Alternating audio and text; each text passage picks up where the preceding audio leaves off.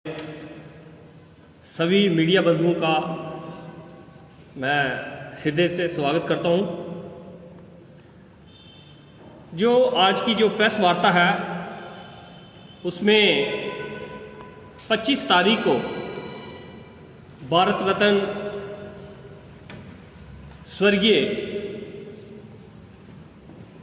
इस देश के प्रधानमंत्री रहे श्रीमान अटल बिहारी वाजपेयी जी का जो 25 दिसंबर को गुड गवर्नेंस सुशासन दिवस के तौर पे मनाया जाता है, उसी को लेकर भारतीय जनता पार्टी पूरे राष्ट्र में 25 दिसंबर को उनका जन्म भी था और भारतीय जनता पार्टी सुशासन दिवस को मनाती है। इसी को लेकर जम्मू कश्मीर यूटी में हर जिला कार्यालय में और जम्मू कश्मीर प्रदेश में जो हमारा कार्यालय है वहाँ पे जो बेनिफिशरीज जो गवर्नमेंट की स्कीम्स हैं उनके बेनिफिशरीज हों, जो सुशासन को किस ढंग से अटल जी ने उसको लागू किया, उसी को लेकर हर जिला में जिला के संयोजक और सह संयोजक पार्टी ने मनोनीत किए हैं। जिला के संयोजक जो रियासी जिला से मेरे परम आदरणीय श्री शिव कुमार शर्मा जी, जो प्रदेश के स्टेट एग्जीक्यूटिव मेंबर भी हैं और विभिन्न संस्थाओं संगठनों से जुड़े रहे हैं। इनके साथ सह संयोजक के रूप में पंडित शिव कुमार जम्वाल जी, ये भी पार्टी संगठन से बहुत ही पुराने जुड़े हुए हैं, कई पदों पर रहते हुए। मेरे इनके दूसरे सह संयोजक श्री चमनलाल भगत जी, जो पार्टी के प्रदेश के एससी मोर्चा के उपाध्यक्ष हैं और इस जिला के प्रभारी भी हैं। इस बीच में मैं थोड़ी सी और भी जानकारी देना चाहूँगा। हमारी इस प्रेस वार्ता में वैसे तो हमने जो प्रेस नोट बनाया वो तो सभी प्रिंट मीडिया बंधुओं को दिया जाएगा। इलेक्ट्रॉनिक मीडिया को मैं ये कहना चाहूँगा कि मेरे साथ पूर्व विधायक परम आदरणीय श्रीमान बलदेव राज शर्मा जी हमारे बीच में हैं। यहाँ से म्यूनसिपल काउंसिल रियासी के चेयरमैन श्रीमान सुदेश पुरी जी, मेरे इस जिला के महामंत्री श्रीमान रंजीत सिंह जी, यहाँ से पूर्व जिलाध्यक्ष और भारतीय जनता पार्टी के कार्यकर्ता नेता श्रीमान कावला सिंह जी, अपने जोगिंदर सिंह जी, मेरे इस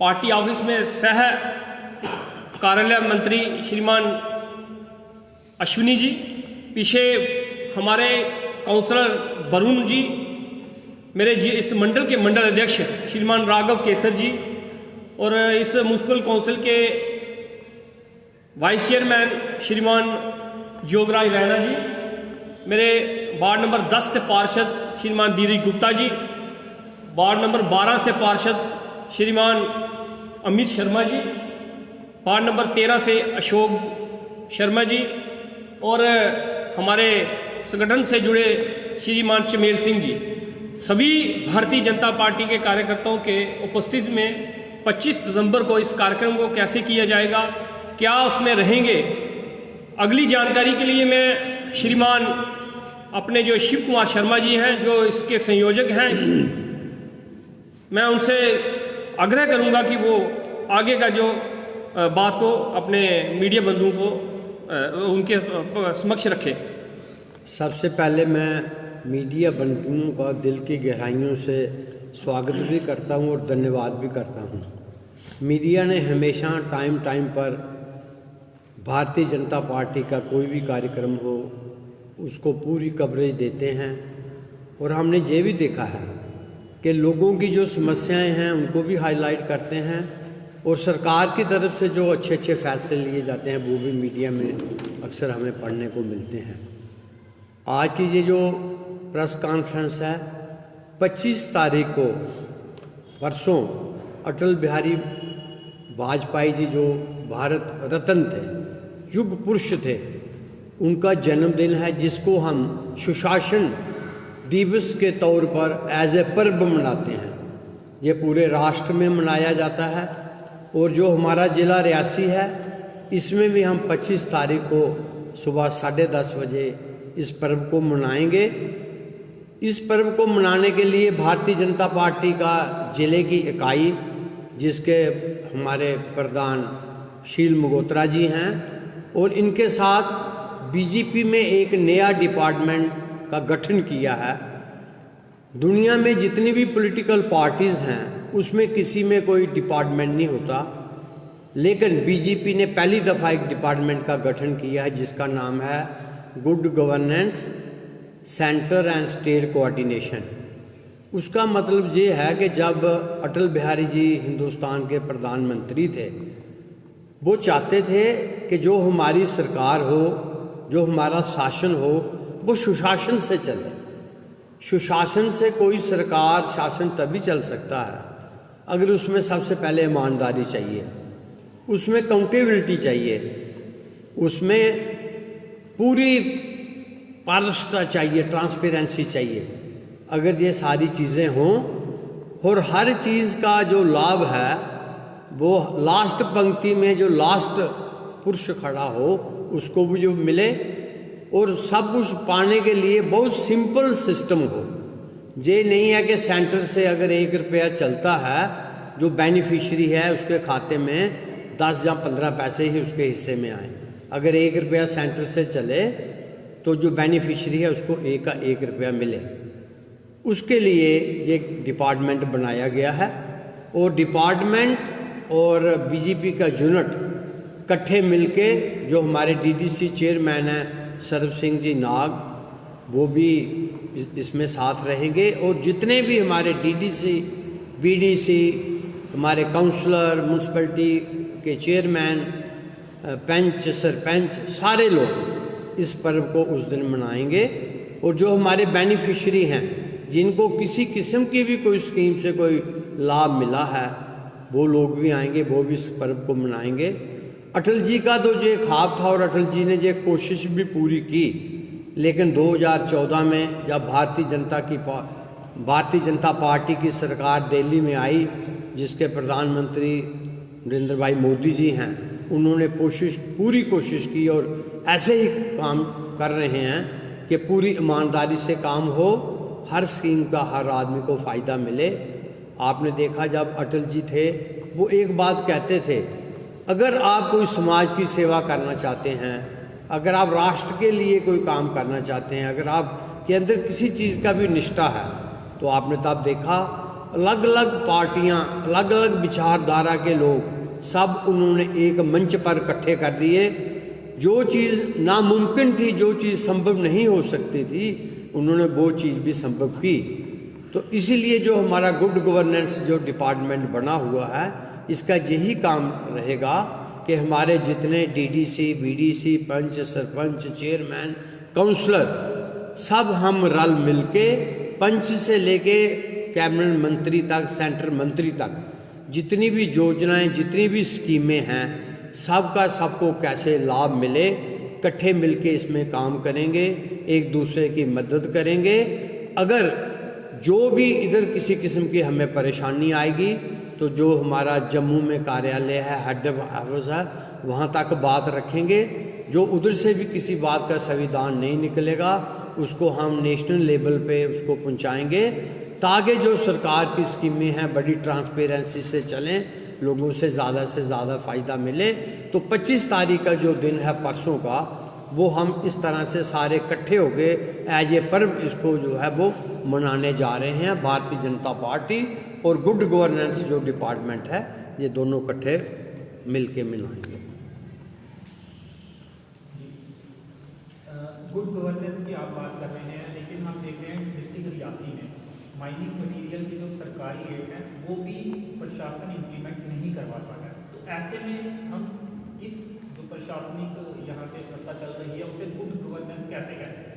क्या पहले ही आप मानते हैं कि सरकारी रेट इंप्लीमेंट नहीं हो रहे हैं माइनिंग मटीरियल के मामले में? नहीं, जो आपकी बात है हम मानते हैं कि जो अब के डीसी हैं, जो मेरी जानकारी है कि जो पहले के रेट थे, जो सरकार ने एक कमेटी बनाई थी जिसके हेड ये जो डीसी हैं चरणदीप सिंह जी, पहले जो रेट थे वो काफ़ी ज़्यादा हाई रेट थे कंपैरेटिवली बाकी डिस्ट्रिक्टों के भी, और जो कमेटी बनाई उसने रेट काफ़ी कम किए, और मेरी जानकारी यही है कि वो रेट अब इम्प्लीमेंट हो चुके हैं, जो रेट कम किए हैं। मैंने अपने साथियों से भी इधर आने से पहले भी डिस्कस किया, जानकारी ली।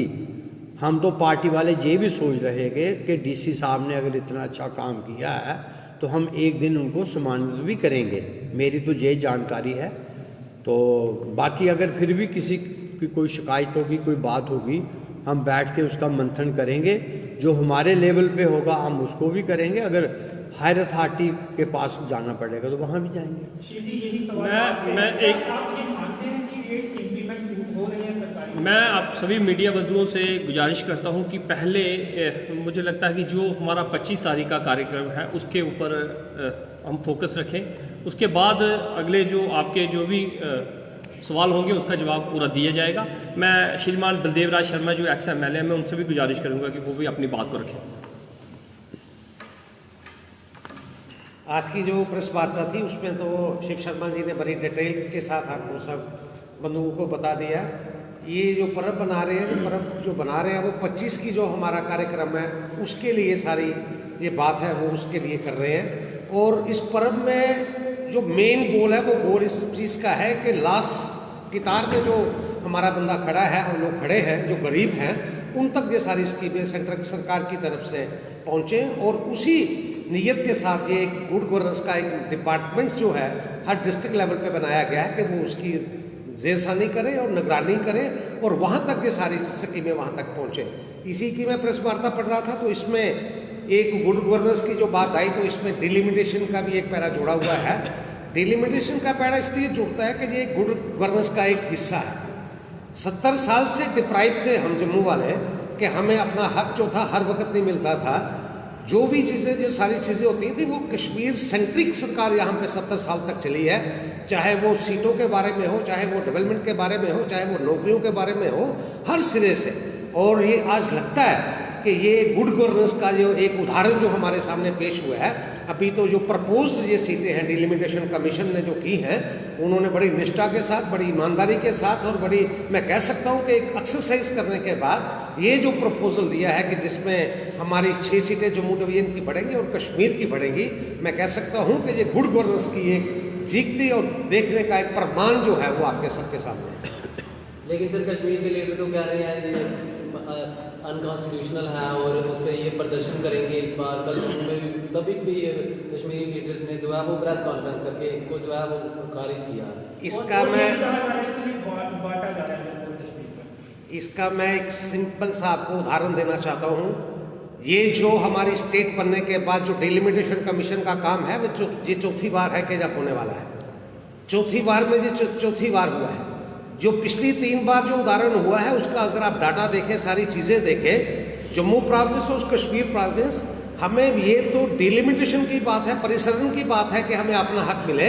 मैं आपको दावे के साथ कह सकता हूँ कि और आज मेरे कहने से ज़्यादा है वो जो लोग वो वहाँ पे बयान दे रहे हैं और उनकी आप प्रेस वार्ता देख रहे हैं, उनकी बॉडी लैंग्वेज बताती है कि उनके ऊपर से जो उनके अपने आप को वो समझते थे कि हमारे ऊपर कुछ नहीं है और हम ही जो कहेंगे वहाँ सरकार कश्मीर से चलेगी, वो आज जो सेंट्रल सरकार जो मोदी सरकार जो यहाँ पे आई है और हमारे जो माननीय यहाँ पे हमारे मिनिस्टर जो होम मिनिस्टर हैं अमित शाह जी, उन्होंने ये सारी चीज़ों को, चाहे वो दफ़ा 370 को हटाने की बात हो, चाहे 35A को हटाने की बात हो, चाहे परिसर में जो हमारा हक था वो हक को देने की बात हो। मैं आपको बड़ी एक सिंपल सी बात एक इस जिला की तरफ लेके जाता हूँ।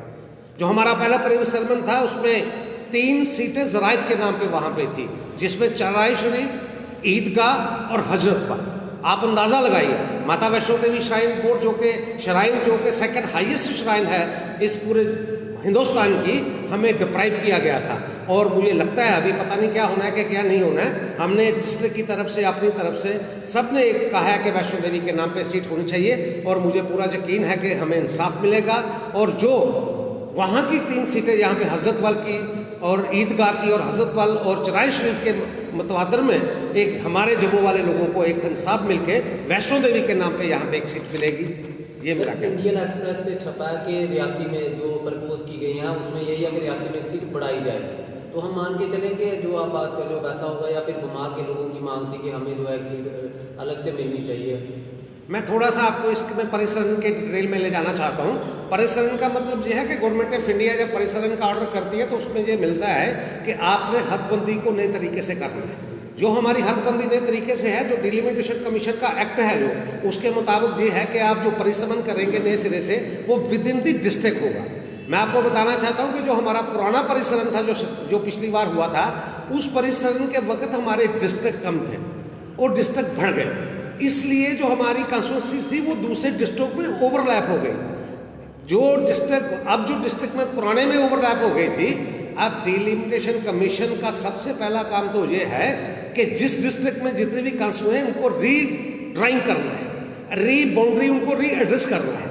ये इस डिलिमिटेशन कमीशन के पास एक तो वो काम है। दूसरा काम ये है कि अगर वो चाहें तो किसी कॉन्स्टिट्यूंसी का अगर इलाके के हिसाब से कोई फर्क पड़ता है तो उसको वो रीनेमिंग भी कर सकते हैं, और उसी के मुताबिक से जहाँ पे हम लोग ड्राइव हैं, यहाँ पे हम किसी वजह से हम पीछे थे, उनको ठीक करने का काम जो इनको हुआ है। और मैं अगर आपने सवाल किया, बड़ा बढ़िया सवाल किया आपने, हमारा जो सवाल किया कि वो इसलिए किया कि रियासी डिस्ट्रिक्ट का क्या होने वाला है, मुझे जो ये अर्थ मालूम हुआ, रियासी डिस्ट्रिक्ट जो पहले था, उस रियासी डिस्ट्रिक्ट में जो कॉन्स्टिट्यूंसीज थी वो हमारी कॉन्स्टिट्यूंसी ओवरलैप थी। एक तो अरनास कॉन्स्टिट्यूंसी जो थी संगलदार और गुल गुलाबगढ़ का हिस्सा था, वो रामबन डिस्ट्रिक्ट का हमारे पास था, जिसमें 35,000 वोटर और 78,000 वहाँ पे पॉपुलेशन थी, वो हमारे से अब निकल जाएगा।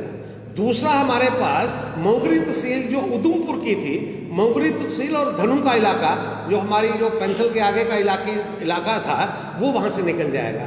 ऐसे ही कुछ हमारी कॉन्स्टिट्यूंसी का इलाका पंचैरी ब्लॉक में बदौता और सदौता लेके था, वो निकल जाएगा। मतलब साफ हो गया कि 35,000 वोटर हमारा वहाँ से निकल जाएगा और 35,000 रियासी कॉन्स्टिट्यूंसी का जो वोटर था वो निकल जाएगा। मतलब साफ हो गया कि 70,000 वोट हमारा नीचे हो गया। अगर 70,000 वोट हमारा हो गया तो रियासी जिला की जो कॉन्स्टिट्यूंसी थी वो सिर्फ उधमपुर रियासी जिले में नहीं थी, वो एक उधमपुर जिले में भी कुछ हिस्सा था, तो कुछ हिस्सा रामबन में ही था। मगर अब जो मर्यादा है, अब जो बात है वो ये है कि डिलिमिटेशन कमीशन रियासी जिले की ही, रियासी में ही जो है वो कॉन्स्टिट्यूंसी बनाएगा। और जो हमने कोशिश की है, जो हमारे यहाँ डिस्ट्रिक्ट के यूनिट ने कोशिश की है, जिसमें मैं कह सकता हूँ कि श्री मगोत्रा जी का बड़ा एक योगदान था। हमारी ये कोशिश थी कि हमारा 70,000 वोट निकलने के बाद भी हमें फिर 3 कॉन्स्टिट्यूंसीज मिले, और हम 3 कॉन्स्टिट्यूंसी डिलिमिटेशन कमीशन, और वो इसलिए कि जो हमारा इलाका जो बाकी है टेरेन के हिसाब से हम क्वालिफाई करते हैं कि हम 3 की सीटें हमारी फिर बाद में करें। आप पटना को अलग विधानसभा क्षेत्र घोषित करने की मांग कर रहे हैं। बिल्कुल कर रहे हैं। रामभूषण मांग नहीं मानी गई है, क्योंकि किसी भी डिस्ट्रिक्ट की कोई भी सीट बनाने का जिक्र नहीं है। मैं आपकी, हाँ बिल्कुल ठीक कहा आपने। असल में जो एसोसिएट्स मेंबर के साथ जो वहाँ पे डिलिमिटेशन कमीशन की मीटिंग थी, उस एसोसिएट मेंबर के उन्होंने जो वहाँ पे उनके साथ शेयर किया, वो सिर्फ का सिर्फ ये शेयर किया कि वो किस डिस्ट्रिक्ट में बढ़ा रहे हैं। डिस्ट्रिक्ट बढ़ाने का मतलब ये है कि बाकी चीज़ें बाकी हैं, जैसे रीनेमिंग होने की बात है, जैसे बाउंड्रीज की बात है, वो सारे का सारा अभी वो इलादा चीज़ है। ये जो हम जो कटरा की डिमांड कर रहे हैं वो इसलिए इस तरह पे कर रहे हैं कि कटरा वैष्णो देवी ये एक मतलब कि स्टेट का इकोनॉमी के हिसाब से ये लो है। कटरा इसलिए है कि वहाँ पे 35,000 लोग फ्लोटिंग पॉपुलेशन वहाँ पे रहती है। कटरा की डिमांड इसलिए कर रहे हैं कि 1 करोड़ यात्री वहाँ पे साल भर में आता है। कटरा में डिमांड इसलिए हम कर रहे हैं कि वहाँ पे IAS अफसर माता वैष्णो देवी श्राइन बोर्ड का हेडक्वार्टर है। हम कटरा में डिमांड इसलिए कर रहे हैं कि वहाँ पे एडिशनल SP का ऑफिस है। हम कटरा में डिमांड इसलिए कर रहे हैं कि वो हमारी श्राइन है, और श्राइन के होने के नाते कश्मीर सूबे को 3 श्राइन के नाम पे उन्होंने सीटें दी हैं ऑलरेडी। चराय शरीफ को दी है और हजरत बल को दी है और ईदगाह को दी है। उसी तर्ज पे हम कहते हैं कि हमारी ये सेकंड हाईएस्ट श्राइन है, हमें वैष्णो देवी के नाम पे हमें सीट मिलनी चाहिए। धन्यवाद। पहले आप जो ये मैं चाहता हूँ कि जो हमारा मेन मुद्दा है उससे हम हट के ना जाएं। हम जो हमारा मेन जो 25 तारीख को सुशासन दिवस मनाया जा रहा है उस पर मैं कुछ आपको देखना, आपने हमारे बीच में इलेक्टेड रिप्रेजेंटेटिव भी बैठे हुए हैं। ऐसे ही 25 तारीख को शिव जी ने कहा कि जहाँ से जो हमारे डीडीसी हैं चेयरमैन हो, चाहे उनके काउंसलर हों, चाहे हमारे ब्लॉक डेवलपमेंट चेयरमैन हों, इलेक्टेड रिप्रेजेंटेटिव में सरपंच हों, पंच हों, म्यूनसिपलिटी के दोनों चेयरमैन हों, उनके काउंसलर हों, सबको उस जो कार्यक्रम में शामिल किया जाएगा। उसका मेन मकसद ये है कि ये जो लोग हैं, जो इलेक्टेड रिप्रेजेंटेटिव हैं, जो एक बात आई कि लाइन में खड़ा हुआ अंतिम व्यक्ति जिसके पास ये जो सेंट्रल स्पॉन्सर स्कीम्स हैं जिनका लाभ लोगों को ना पहुंच रहा हो, तो इन जो इलेक्टेड रिप्रेजेंटेटिव के माध्यम से हम उन लोगों के पास उस चीज़ को पहुंचाएं। दूसरा ये है कि कुछ चीज़ें आई कि कई लोगों ने कहा कि कई सरकारों ने कहा कि आज कई ब्लॉक के अंदर भी कई बातें आती हैं कि हमें वो जो हमें चीज़ मिलनी चाहिए थी वो नहीं मिली है। आप देखिए, जब से देश आज़ाद हुआ उसके बाद जब देश के प्रधानमंत्री नरेंद्र मोदी जी बने, उन्होंने कहा कि 3 टायर सिस्टम हम यहाँ पे लागू करेंगे।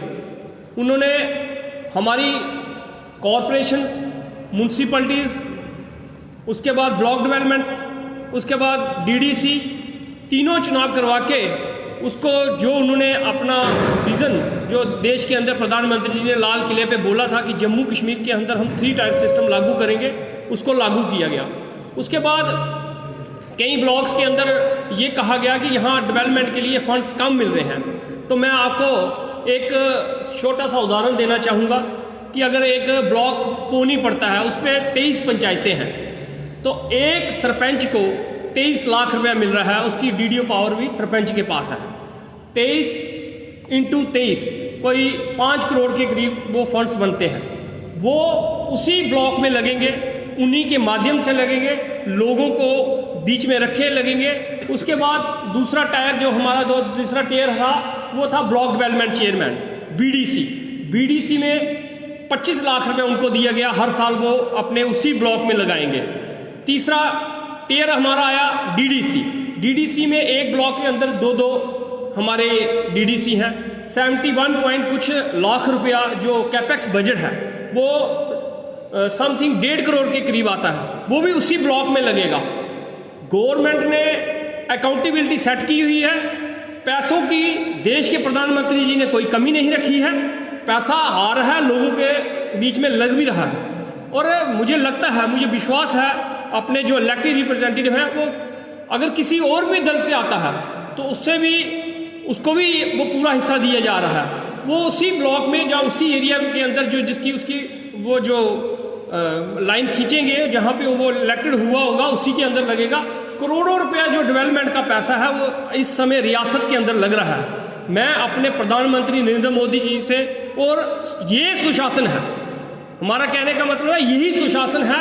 सुशासन ये है कि ग्रास रूट लेवल पर पावर को एक दे दिया गया है लोगों के अंदर, चाहे पंच होगा, सरपंच होगा, हमारा म्यूनसिपलिटी और कॉरपोरेशंस होगी, चाहे बीडीसी होंगी, चाहे डीडीसी होंगी, सबको अलग से बजट दिया गया और अलग से अपने अपने एरिया में वो फंड्स लगेंगे।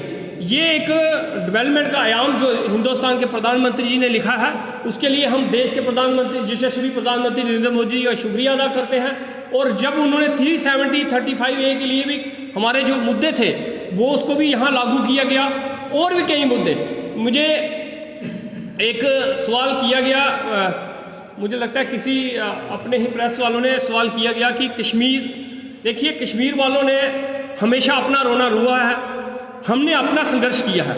हमारा संघर्ष, मुझे लगता है कि आज यशस्वी देश के प्रधानमंत्री नरेंद्र मोदी जी के बनने के बाद हमारे जो मुद्दे थे उनको हल किया गया। हम उसी को लेकर 25 तारीख को इस सुशासन दिवस मना रहे हैं। प्रधानमंत्री अटल बिहारी वाजपेयी जो इस देश के प्रधानमंत्री हैं, चाहे रोडों का जाल उन्होंने बिछाया, चाहे आज देखिए आप कई इतने पुराने जो इलाके थे जहाँ रोड नहीं बन रही थी। और मुझे विश्वास है कि जो इनका पीरियड 5 साल का खत्म होगा, चाहे म्यूनसिपलिटी होगी, बीडीसी होंगी, डीडीसी होंगी, तब तक जो काम रुके पड़े हैं वो हो जाएंगे। आगे मैं यही कहूँगा कि मैं अपने मीडिया बंधुओं से यही कहूँगा कि आपने अपनी हमारी गलतियाँ या सरकार की गलतियाँ तो गिनानी है। मैं चाहूँगा कि वो जो चीज़ें भारतीय जनता पार्टी की सरकार के अंदर सुशासन क्या है, हमारा ये आपने देखा गोल्डन कार्ड है, जिसको क्या नाम है, आयुष्मान भारत के नाम से जो कार्ड लोगों को दिया गया, 5-5 लाख रुपए का इंश्योरेंस दिया गया, और उस हर व्यक्ति को दिया गया, चाहे वो एसटी में हो, एससी में हो, ओबीसी में हो, किसी और मुस्लिम कम्युनिटी से हो, चाहे हिंदुओं में हो, किसी भी कम्युनिटी से हो, सबको दिया गया, सबको एक समान रखा गया है। उसमें हर साल 5 लाख रुपया एक परिवार को दिया गया है। ये बहुत बड़ी स्कीम है, ये मोदी जी के टाइम समय में शुरू हुई है। ये डेवलपमेंट का आयाम जो उन्होंने लिखा है, इसको हम आगे लेकर जाएंगे, लोगों के बीच में जा रहे हैं। लोगों के बीच में जाने की वजह से ही आज हमारी डीडीसी और बीडीसी हमारी दोनों म्यूनसिपैलिटियाँ बनी हैं। मैं चाहूँगा कि मीडिया बंधुओं से भी गुजारिश करूँगा कि इन चीज़ों को भी आप उजागर करें। जो कमियां रहती हैं वो तो आपका फ़र्ज़ है, आप हमारे समक्ष रखेंगे, हम उसका भी उसका कैसे हल कर सकते हैं, कैसे उसका आगे उसको अपने जो इलेक्टेड रिप्रेजेंटेटिव हैं उनके थ्रू एड्रेस कर सकते हैं। अगर आप और कुछ पूछना चाहते हैं तो आप पूछ सकते हैं। आप कह रहे हो बीडीसी डीडीसी आपकी सरकार जो आने के बाद जो है बन रही है, लेकिन आम जनता तो कह रही है हमारे तो काम ही नहीं हो रहे हैं। बीडीसी डीडीसी जब से बने हैं, बीडीसी डीडीसी अपना रोना रो रहे होते हैं कि प्रशासन हमारी नहीं सुन रहा, हमारे पास फंड्स नहीं है। सरपंच बीजेपी के ही कई बार बोल रहे होते हैं कि हमारी सुनवाई नहीं है। फिर ऐसे में आम जनता की क्या सुविधा होगा? कहीं भी नए रोड आप डीडीसी बनने के बाद बताइए, जो नए रोड्स बन रहे हैं ना, बमाग में कोई वो सड़क के बाद जो देवराज शर्मा जी कितने साल पहले जाके करके आए थे, अजनंदा जी करके आए थे, वो सड़कें नहीं बनी हैं। गब्बर से लेकर साड़ी तक सड़क नहीं बनी है। आप रानकोट टक्कीकोट की बात कर लो, वहाँ पर आज भी वो आदिवासियों की तरह लोग रह रहे हैं। इधर चले जाओ, आप विकास की बात करते हो, डेरा बाबा से अगर कांदली की तरफ चले जाओ, वहाँ एक पुल के लिए लोग रो रहे हैं। तो ऐसे में कैसे विकास? आप जो बात गोल्डन कार्ड तो चलिए अलग चीज़ है, लेकिन जो लोगों को सड़क पानी बिजली के वादे जो डीडीसी चुनावों में किए गए थे, वो तो आज भी लोग महरूम हैं उन चीज़ों से। देखिए, मैं सभी मीडिया बंधुओं से कहना चाहूँगा कि आज बमाग के अंदर मात्र थोड़ा सा जो ये पूरा सर्कुलर जो उधमपुर से लेकर, मुझे याद है कि आपने बलदेव जी का नाम लिया, बलदेव जी थे या अजय नंदा जी थे, तो जब ये विधायक बने इन्होंने रोड्स के काम जो शुरू करवाए, मैं कहता हूँ कि थोड़ा सा पच रह गया है। जो आपने ऊपर की बातें की हैं, मैं आपको बताना चाहूँगा कि जो ये PMGSY की रोड्स हैं, आज जो यहाँ से प्लान बन के जाता है, वहाँ का जो सरपंच है वो उसको बेचता है। और हमारी सरकार के अंदर, पहले की सरकारों के अंदर ये था कि वहाँ के आपने 3 बार के जो विधायक रहे, जो सरकारों के अंदर मंत्री रहे, आज से लेकर जब से देश आज़ाद हुआ, आपने उनसे क्यों क्वेश्चन नहीं किए आपने इस डेवलपमेंट क्या की? आज वो डीडीसी भी वो बन गए, वो मंत्री वो रहे, MLA वो रहे, विधायक वो रहे। हमारा तो वहाँ पे कोई विधायक MLA नहीं रहा। हमारा जहाँ विधायक रहा, हमारे डेवलपमेंट के आयाम हमने लिखे हैं। आप तो बताएं कौन से रोड हैं जो पेंडिंग हैं। मानता हूँ कि कुछ रोड्स हैं जो जिनके नए प्लान बनते हैं। आपने कहा कि ये हमारा जो रोड्स है, आज भी PWD के माध्यम से कई रोड जो यहाँ पे डेरा बाबा की तरफ बन चुके हैं, और कईयों की DPR और टेंडर भी लग चुके हैं। मैं आपको विश्वास दिलाता हूँ, जो रोड रुके पड़े हैं, हमारी सरकार अगर UT के अंदर दोबारा आती है तो तब भी, जब हमारी DDC है तब भी हम विश्वास दिलाते हैं कि ये जो 5 साल का हमारा समय है, जो हमारा DDC का है, चाहे हमारे BDC है, चाहे म्यूनसिपलिटी है, 5 साल के अंदर जो काम रुके पड़े हैं उनको हल करने की कोशिश की जाएगी। देखिए, मेरे पास जो जानकारी आई थी कि सरकारी रेट इम्प्लीमेंट नहीं हो रहे हैं, उसके लिए हमने प्रेस कॉन्फ्रेंस भी की थी, हमने कोशिश भी की थी कि वो उसको इम्प्लीमेंट किया जाए। पिछले दिनों जो पुलिस डिपार्टमेंट है, डिस्ट्रिक्ट पुलिस है, उन्होंने भी वो रेट निकाले हैं। हमने अपने डिप्टी कमिश्नर रियासी से भी बात की है, अपने जो हमारा प्रदेश नेतृत्व है उनसे भी बात की है कि इसका कैसे भी इसको हल किया जाए, और ये जो गवर्नमेंट रेट है वो ग्राउंड पे इम्प्लीमेंट हो। प्रशासन अभी क्यों इम्प्लीमेंट नहीं करवा पा रहा है, जबकि साफ तौर पे जानकारी ये मिल रही है कि हर ब्लॉक द्वारा अधिक रेट। देखिए, इसमें हमें मीडिया बंधुओं का भी बहुत साथ चाहिए, क्योंकि आपके साथ के बिना हम कुछ नहीं कर सकते। हमारा जो LG प्रशासन है वहाँ तक ये बात चली गई है, और मुझे लगता है कि बहुत जल्द ये रेट इम्प्लीमेंट भी होंगे और लोगों को इसका फ़ायदा भी होगा।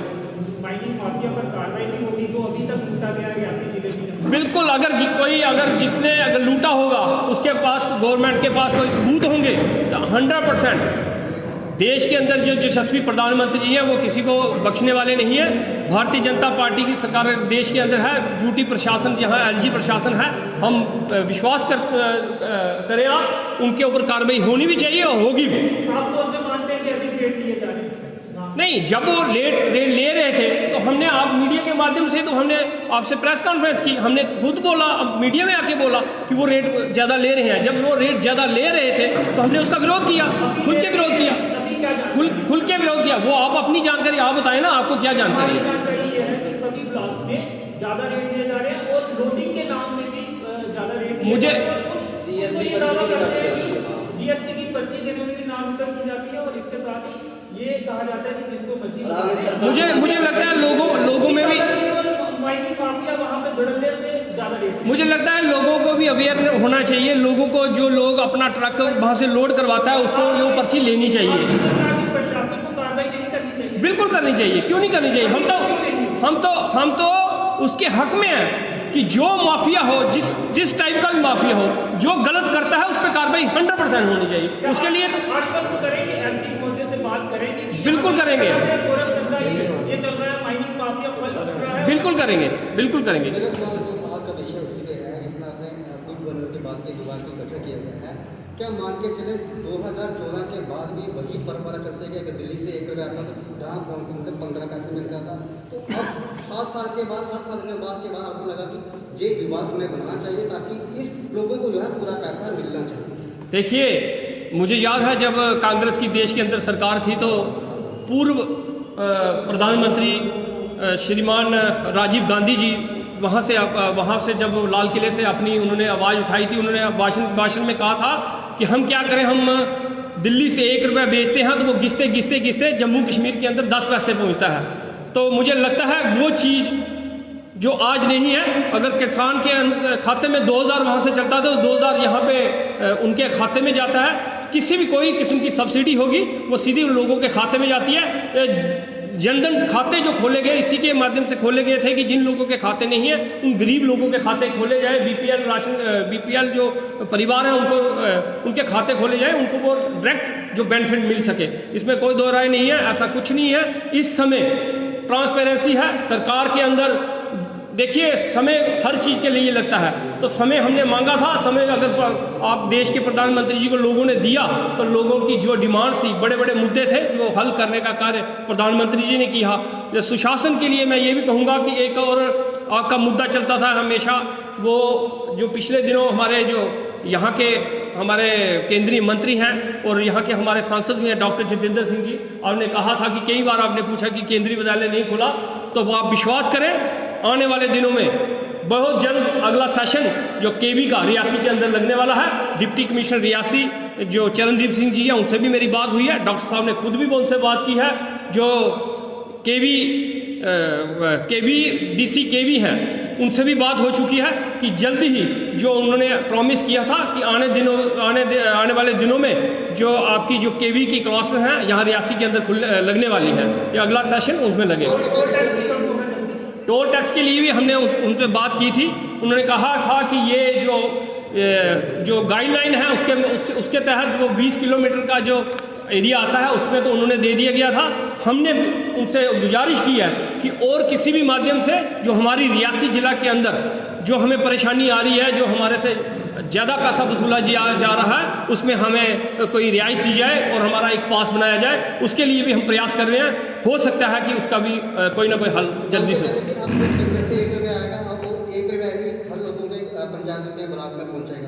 बिल्कुल पहुँचेगा जी, क्यों नहीं पहुँचेगा। कोई दिक्कत बताए कि जिसके अकाउंट में पहुँचा नहीं, बिल्कुल पहुँचेगा।